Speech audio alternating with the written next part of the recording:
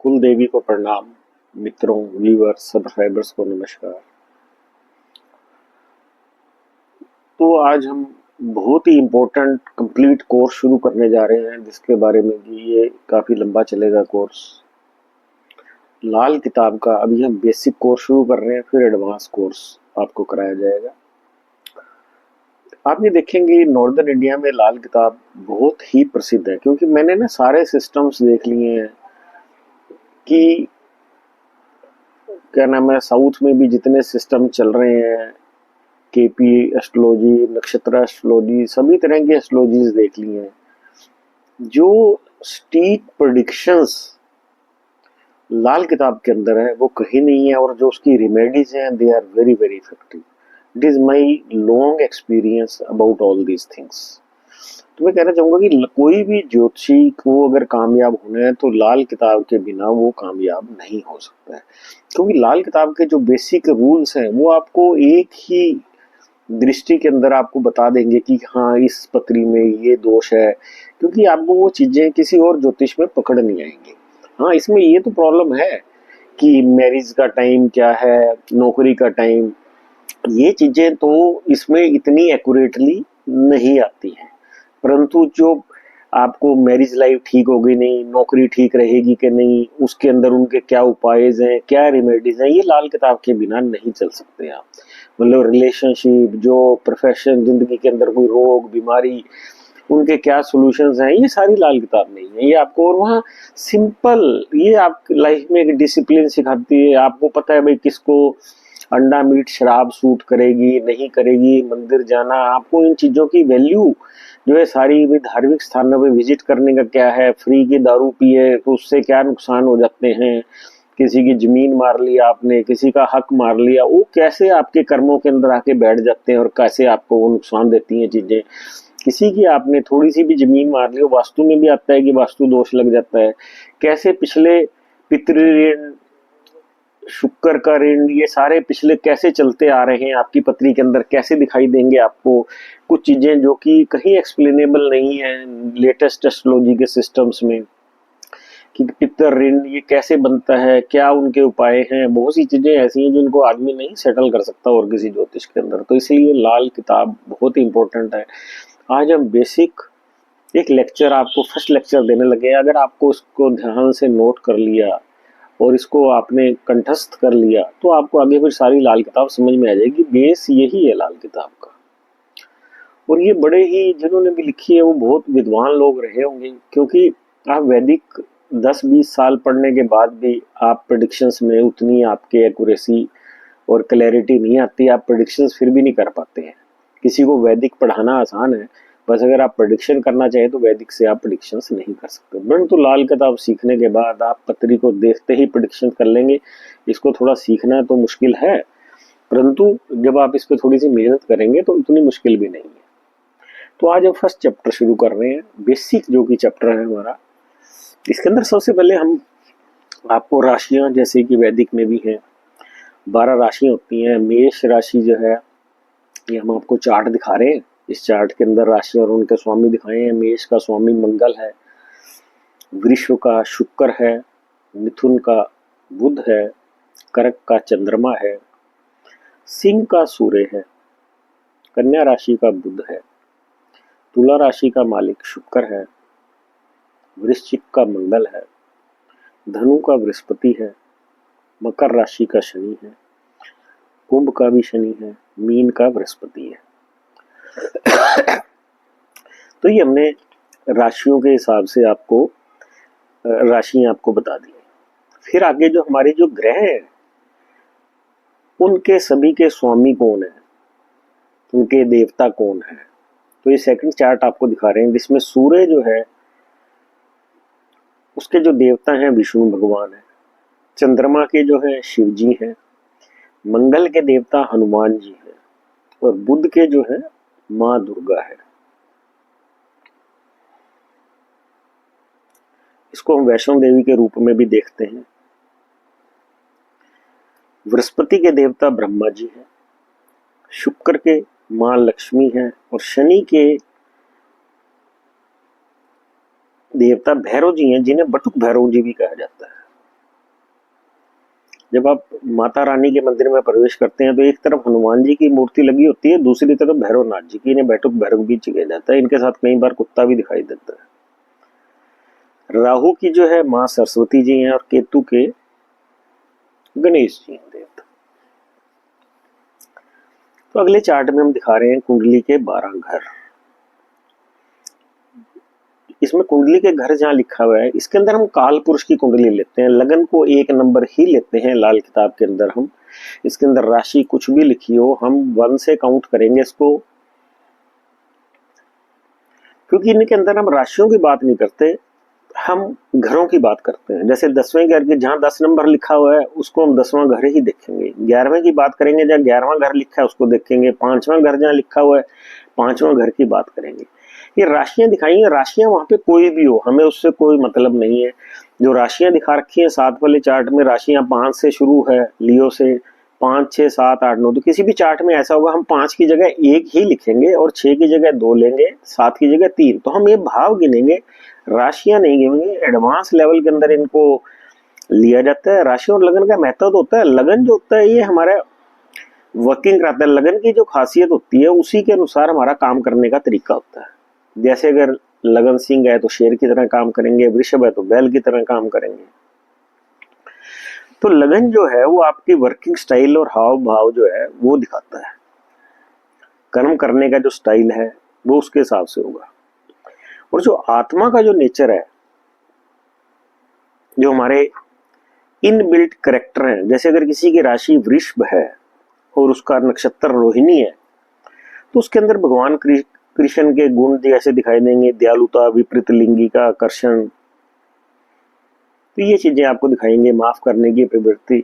तो राशि उसको हम बहुत एडवांस लेवल पे यूज करेंगे। मतलब बेसिकली तो यहाँ पे आम व्यक्ति के लिए सिर्फ भाव का ही महत्व है इसके अंदर। तो हम 12 भाव के बारे में आपको थोड़ा थोड़ा जानकारी देंगे। आपने 12 भाव के बारे में मतलब बेसिकली ये कि हमने भाव ही देखने हैं, राशि नहीं देखनी है। लाल किताब का सबसे पहला प्रिंसिपल है। फिर हर घर जो है उसका मालिक कौन है, उसका कारक कौन है, वहां नीच ऊंच कौन होता है। 12 के 12 घरों को आपको याद करना पड़ेगा जब आप इनको पत्री देखेंगे। तो जैसे हम पहले घर के बारे में बात करेंगे, भाई उसका मालिक मंगल है, कारक सूर्य है।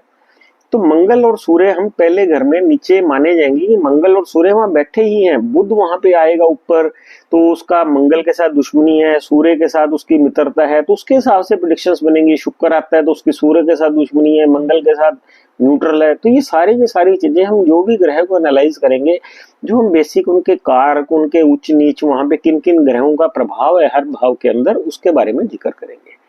तो अब हम पहला घर आपको दिखा रहे हैं। पहला घर ये जो हमने ब्लैक कलर से दिखा रखा है या रेड कलर से जो भी दिखा रखा है, ये फर्स्ट भाव हमने आपको दिखाया हुआ है। फर्स्ट भाव के अंदर क्या होता है कि जो पहला घर है वह 1 नंबर राशि लेते हैं काल पुरुष की। तो इसका मालिक हम जो लेंगे वो मंगल को लेंगे। कारक यहाँ पे सूर्य होता है। उच्च ग्रह जो है वो उच्च का ग्रह सूर्य गिना जाएगा यहाँ, और नीच का ग्रह शनि किया जाएगा। मतलब यहाँ मंगल, सूर्य, शनि की एनर्जी इस घर में होगी। इसकी विशेषता क्या है? राशियांशन। इस घर के अंदर राशियांशन देखना हो, राशियांशन भी सबको तो मिलता नहीं है। घर के अंदर जितना सुकून और अपनी ताकत के बल पर जो सम्मान मिलता है वही असली राशियांशन होता है। तो ये घर हमें बताता है कि आपकी सेहत कैसी रहेगी, आपका स्वभाव कैसा होगा, आपकी मानसिकता कैसी होगी और दूसरों पर आपका प्रभाव कैसा पड़ेगा। तो पहला घर हमें क्या बताएगा? राशियांशन, आपकी सेहत कैसी रहेगी, आपका स्वभाव कैसा रहेगा, आपकी मानसिकता कैसी होगी और दूसरों पर इसका प्रभाव कैसा होगा। ये हम फर्स्ट घर से देखेंगे। दूसरा घर जो हमने दिखा रखा है, दूसरा घर चार्ट में आपको दिखाई जा रहा है, 2 नंबर राशि वहां पे पड़ रही है। 2 नंबर वहां पे दूसरा भाव जो है काल पुरुष की 2 नंबर वहां पड़ रहा है। इसका मालिक शुक्र है और कारक इसका बृहस्पति है। यहाँ पे उच्च का चंद्रमा यहाँ उच्च का होता है, नीच का यहाँ कोई भी प्लेनेट नहीं होता है।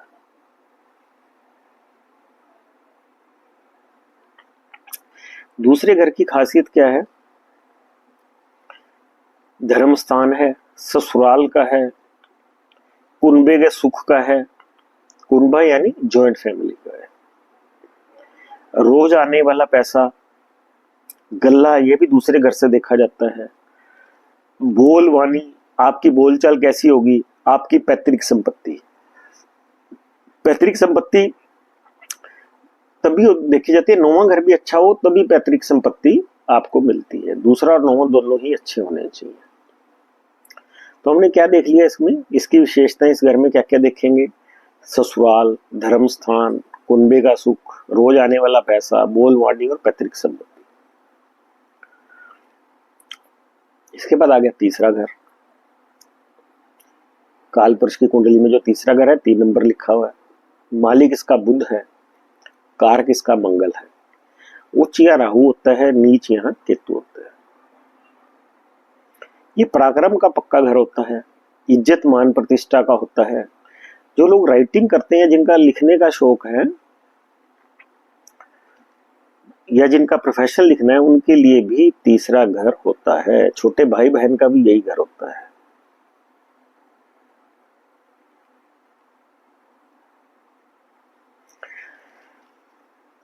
कहते हैं कि किसी के यहां ना बच्चा पैदा हुआ,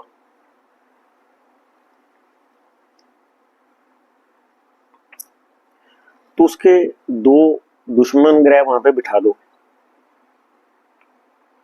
तो उसका छोटा भाई बहन होगा ही नहीं उस बच्चे का। अगर होगा तो उसको स्वास्थ्य संबंधी, गृहस्थी और पैसे कमाने की कमजोरी होगी। और कोई अच्छा ग्रह बैठा दे दे, जब उस ग्रह की दशा आएगी तो उसका छोटा भाई बहन पैदा होगा।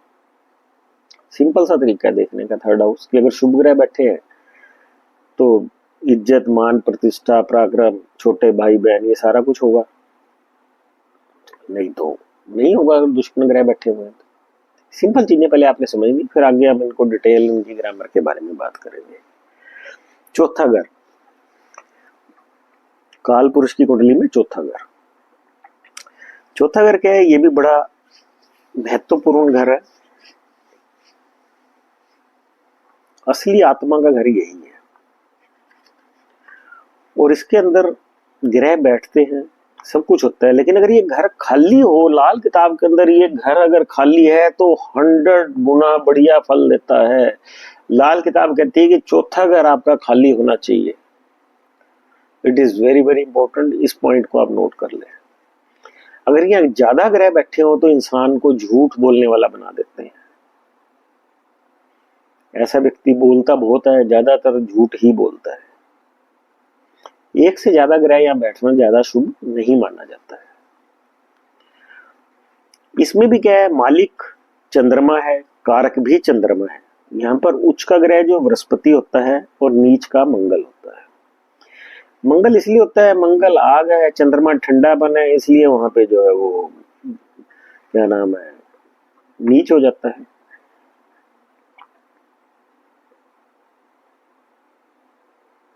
क्योंकि मंगल यहाँ पे बैठता है तो आदमी के अंदर डरपोकपन, हिम्मत से ज्यादा ना काम ना करने, लड़ाई झगड़े की भी आदत बन जाती है।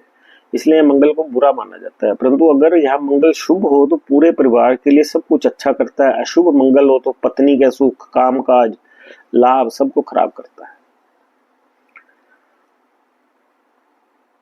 इस घर से हम क्या देखेंगे? घर की सुख शांति, मकान, वाहन, प्रॉपर्टी, घर के अंदर का इंटीरियर, भाषण देने की क्षमता और माता, नानी, दादी, सास, ये सब इसी घर से देखे जाएंगे।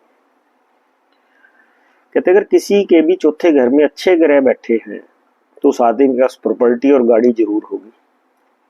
और जिसके पास प्रॉपर्टी और गाड़ी होगी उसकी बोलने की क्षमता भी ठीक ठाक होगी।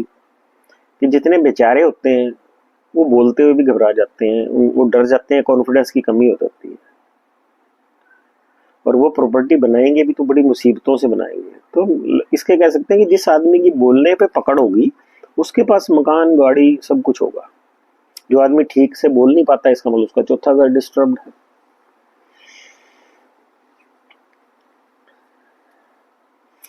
तो ये जो चंद्रमा है ये शरीर के अंदर का पानी है जो 72% होता है, और दिमाग के अंदर जो 90% पानी है वो भी यही होता है। तो पानी में जो पानी इसलिए जो होता है ये ज्यादा इसलिए होता है, पानी के अंदर ऊपर नीचे तरंगे जो मैसेज सारे सिग्नल इस चंद्रमा के थ्रू ही जाते हैं। जो 90% पानी है जो माइंड में, वही पहले तो वहां सिग्नल पानी दिमाग के अंदर वहां सिग्नल जाएगा, फिर वही ऑर्डर करता है, वही तरंग वाला हिस्सा ये राहु है, ये नीचे से ऊपर तरंग भेजता है। फिर ऑर्डर लेने के बाद जो एक्शन लेता है वो केतु है। कहते हैं जैसे ही चंद्रमा होगा, जैसा चंद्रमा होगा वैसे ही मैसेज भेजने की क्षमता और वर्किंग करवाने की क्षमता ये चंद्रमा के ऊपर निर्भर करेगी।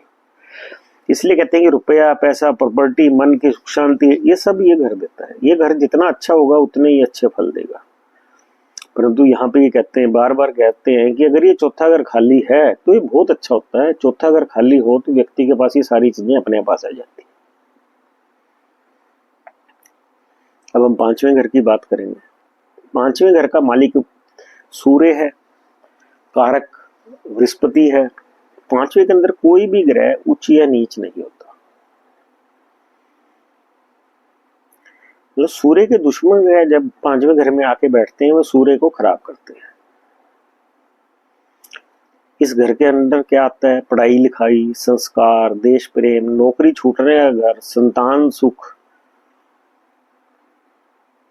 कहते हैं यहाँ पर सूर्य या उसके मित्र हो तो व्यक्ति को अच्छी नौकरी मिलती है। सूर्य के दुश्मन हो तो नौकरी दिलवाते नहीं है, छुड़वा देते हैं यहाँ पे जो ग्रह है। इसलिए सूर्य के मित्र या सूर्य स्वयं हो तो नौकरी के लिए अच्छे हैं, और दुश्मन हो तो नौकरियों के लिए नौकरी छुड़वा देते हैं। ये सूर्य और बृहस्पति का घर है पांचवा। यहाँ ना कोई उच्च है ना कोई नीच है। हाँ, वर्किंग पांचवें घर में हर ग्रह की अलग अलग हो सकती है, वह शुभ और अशुभ के अनुसार होगी।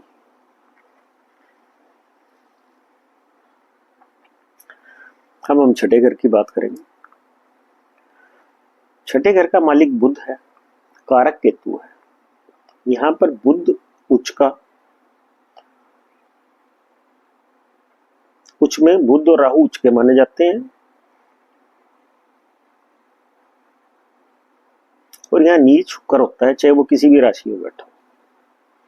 जब तुला राशि भी छठे घर में आ जाती है तो शुक्र यहाँ फिर भी नीच का ही माना जाता है। यह घर जो है रोग, शत्रु, कर्ज, पंचुअलिटी और जांच पड़ताल करने की क्षमता का है। छठा घर जिनका भी आबाद होता है, ग्रह अच्छे बैठे हों तो उनको रोग तो जरूर होंगे। ये प्लानिंग का भी घर है। ये अगर यहाँ अच्छे ग्रह बैठे हो तो बहुत अच्छी प्लानिंग देता है घर। कहते हैं अगर छठे के अंदर किसी के शुभ ग्रह बैठे हो, उसके साथ बातचीत करते हो और उसके साथ डिस्कस करके कोई फैसला लेना चाहते हैं तो व्यक्ति अच्छा आपको डिसीजन देगा, गाइड करेगा। आप उसके ऊपर भरोसा कर सकते हैं अगर किसी व्यक्ति के छठे के अंदर अच्छे ग्रह बैठे हैं। भरोसा सिर्फ फैसला लेने के मामले में किया जा सकता है। उसके साथ कोई आपने फैसला लेना, उससे डिस्कस करके तो आप वो ले सकते हैं, उस पर आप भरोसा कर सकते हैं फैसला लेने के। सातवां घर, सातवां घर क्या है? का मालिक शुक्र है, कारक बुध है। यहाँ पर शनि उच्च का होता है और नीच का सूर्य होता है। ये क्या देते हैं? गृहस्थी के सुख, पार्टनरशिप में किया हुआ व्यापार, डेली इनकम, संबंध बनाने की ताकत। यहाँ कहीं कोई शुभ ग्रह बैठा है तो उस व्यक्ति के कई लोगों के साथ फिजिकल रिलेशन बनते हैं। तो ऐसे व्यक्ति में संबंध बनाने की, फिजिकल रिलेशन की ताकत ठीक ठाक होती है। कहते हो 12वां घर जो है वो इसी चीज का कारक है, संबंध बनाने का। अगर वो भी ठीक ठाक बैठा हो तो इंसान में ये वाली ताकत बहुत ज्यादा होती है। तो इसलिए वो बहुत से लोगों के साथ संबंध बनाता है। संबंध बनाने के साथ साथ उसके अंदर कमाने के लिए युक्ति लगाना, तमन्नाएं, शौक पूरे करना, ये सारी चीजें भी उसके अंदर होती है अगर सातवें घर में भी कोई ना कोई ग्रह है तो मान लीजिए कि 12वां घर जो है, 12वें घर के ग्रह जैसे हैं, मान लो बृहस्पति और राहु, ये दोनों 12वें घर के कारक हैं। आगे आपको बताया जाएगा, मालिक और कारक है। अच्छी स्थिति में है कारक और मालिक, और साथ ही राहु जो है 7वें घर में बैठा है। ऐसे में अगर बृहस्पति अगर जन्म कुंडली में अच्छे घर में होगा तो वह बहुत अच्छे फल देगा। और बुध शुक्र जो है 7वें घर के मालिक और कारक हैं, जो अभी आपको बताया हमने, अगर ये भी अच्छे बैठे हैं तो उसमें डेली कमाई बहुत अच्छी होगी व्यक्ति की।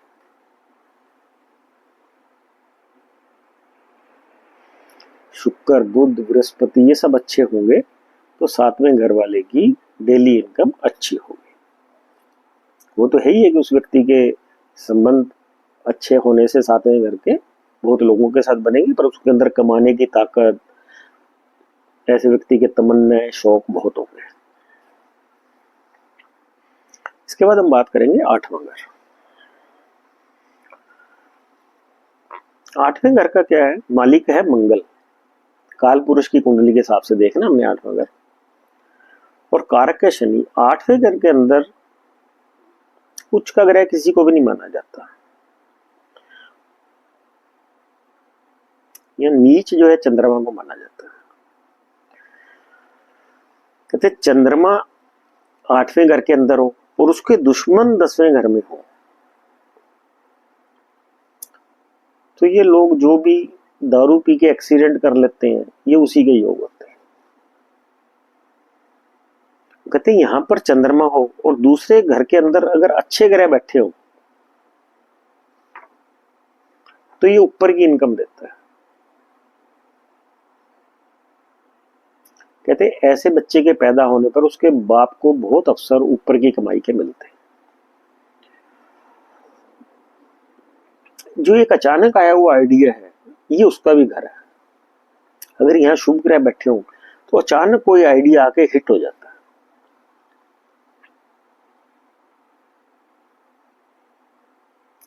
ये इस चीज का भी घर है कि जिस व्यक्ति के यहाँ पे ग्रह पड़े हैं, ऐसे लोग जो होते हैं बिना रिश्वत लिए काम नहीं करते। जो रिश्वत है वो भी 8वें और 6ठे घर से देखी जाती है। गहराई से सोचने वाली बुद्धि भी 8वें घर से देखी जाती है। जो आदमी क्रिएटिव आइडिया लिखते हैं उनकी कुंडली के अंदर 8वां घर बहुत अच्छा आबाद होता है। अगर ये घर खाली हो तो क्रिएटिव आइडिया की कमी हो जाती है। 8वें घर के अंदर लड़ने वाले आपस में ग्रह नहीं होने चाहिए। शुभ ग्रह हो तो ये अच्छा फल देता है 8वां घर। अब बात करेंगे अब 9वें घर की। 9वें घर का मालिक बृहस्पति है और कारक यहाँ कोई नहीं है। केतु यहाँ उच्च के होते हैं और राहु यहाँ नीच के होते हैं। 9वें घर पे बृहस्पति का पूरा आधिपत्य है।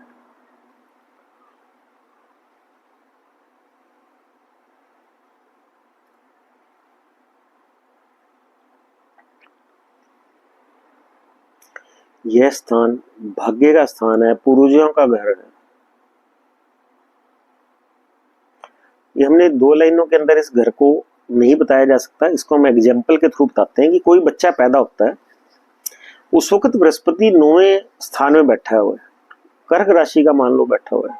हम कहेंगे बहुत अच्छा है, माँ बाप को माला का माल कर देगा, परंतु नहीं। यही लाल किताब की एक मास्टरी है जो आगे आपको व्याकरण सिखाया जाएगा। परंतु अगर 7वें घर में उसका दुश्मन ग्रह बैठे हों तो पूरे परिवार और कुनबे को तबाह कर देगा। बच्चे के पैदा होने के बाद माँ बाप तरक्की नहीं कर सकते। इसलिए बच्चे के जो कुंडली बनाई जाती है पैदा वक्त तो यही देखा जाता है। 9वें घर में शुभ ग्रह और 7वें घर में कोई ग्रह नहीं है तो माँ बाप के लिए बहुत शुभ होता है, माला माल कर देगा। परंतु 7वें घर में दुश्मन ग्रह पड़े हैं या दुश्मन ग्रहों की दृष्टि है तो माँ बाप आपने बहुत से लोग देखे होंगे, बच्चे पैदा होता है तो उसके बाद भाग्य खराब हो जाता है। कई बार बच्चा आता है तो भाग्य बहुत ऊंचा चला जाता है।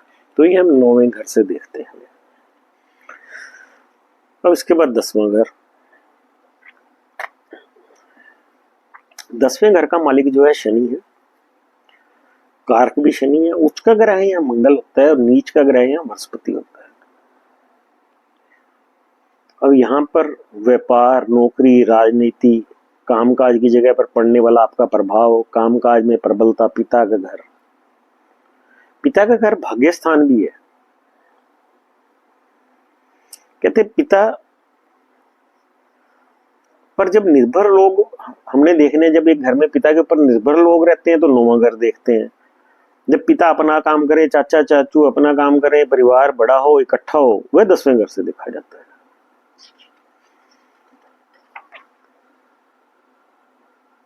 कहते अगर यहाँ कोई शुभ ग्रह बैठा हो तो जातक राजनीति कर सकता है।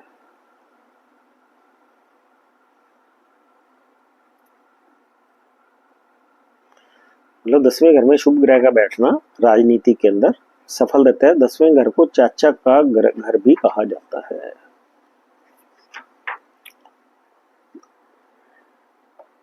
पिता का घर, कामकाज करने वाले, व्यापार या नौकरी, राजनीति, ये सारे हमने 10वें घर से देखना है। इसके बाद आ गया हमारा 11वां घर। 11वां घर शनि का है, कारक बृहस्पति है।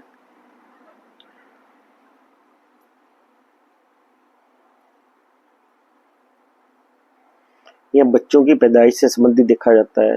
बीमारी जितनी भी तरह की होती है, जो भी पैदा होती है, 11वें घर के अंदर जो बैठा है वही बीमारी होने के चांस होते हैं। आध्यात्मिक प्रबलताएं, पहाड़ों के सुख, 11वें घर में जिनके शुभ ग्रह बैठे हैं वे लोग शिमला, मनाली, मसूरी, ऊटी घूमने जाते हैं। जिनकी कुंडली में, जिनके घर में, जिनमें ये 11वें घर में अच्छा ग्रह नहीं बैठा होता, उनके चक्कर अस्पतालों में लगते हैं। समय समय पर बीमारी के कारण अस्पताल जाना पड़ता है। तो हमने हर घर के कालिक, कारक, मालिक, उच्च नीच, ये सारे 12 के 12 घरों के हमने कंठस्थ कर लेने हैं। अब आ गया 12वां घर। 12वें घर का जो मालिक है वो बृहस्पति है, कारक है राहु। और बृहस्पति दोनों है कारक इसके। लेकिन यहाँ पर जो मुख्य कारक है वो परिस्थिति के अनुसार कि बृहस्पति कब होगा, राहु कब होगा, ये आगे डिस्कस होगा। यहाँ पे केतु और शुक्र दोनों उच्च के होते हैं और वह भी परिस्थिति के अनुसार ही होगा। ये दोनों ही अच्छा फल देंगे, या केतु अच्छा फल देगा, शुक्र अच्छा फल देगा, ये भी आगे डिटेल में डिस्कस होगा। ये खर्चे का घर है। खर्चा कितनी तरह का होता है? आपने किसी भी काम के ऊपर मेहनत करी, वह सफल न हुई, आपको मुसीबतों के ऊपर खर्च करना पड़ा, जिम्मेदारियों के ऊपर खर्च करना पड़ा, मेहनत व्यर्थ चली गई, जुर्माने पल्ले पड़ गए, बड़े संस्थान लगाए उनमें खर्च हो गया। तो यहाँ पर ग्रह को अच्छा बुरा तय करके फिर देखा जाता है। ये मोक्ष का घर भी है। जिस काम को करके आपको दिल से खुशी मिले, आनंद मिले, तृप्ति मिले, वही भी मोक्ष है। मियाँ बीबी के संबंध का भी घर है जिसमें सुकून मिलता है। शॉपिंग करने में बड़ा सुकून मिलता है। जिसका 12वां घर आबाद नहीं होगा वो व्यक्ति कंजूस होगा। जिसका 12वां घर आबाद होगा उसके खर्चे पल्ले ही पड़े रहेंगे। मल्टीपल संबंध जो है, अवैध संबंध, वो भी 12वें घर से देखे जाते हैं। कर्जे भी इसे देखते हैं। 12वें घर के अंदर कोई खराब ग्रह बैठे हैं तो कर्जे भी इसी घर से देखे जाते हैं।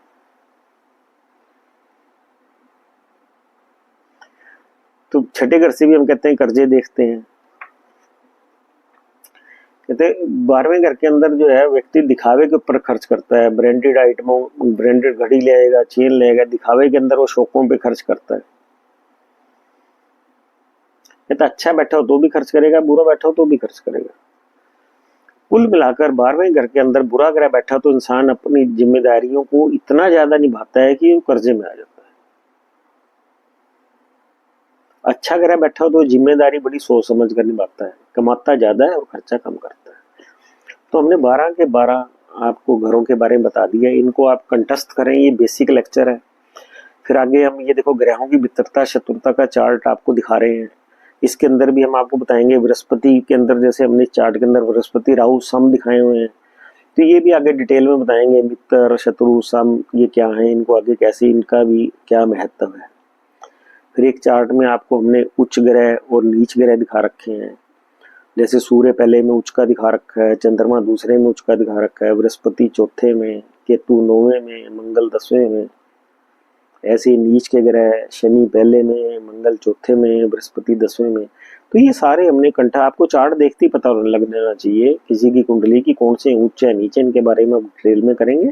आप इस सारे को कंठस्थ करें, इसको नोट डाउन करें ताकि आपको आगे आने वाले सभी लेक्चर समझ में, ज़्यादा से ज़्यादा शेयर करें ताकि लोग ज़्यादा से ज़्यादा इसका लाभ उठा सकें। Thank you very much.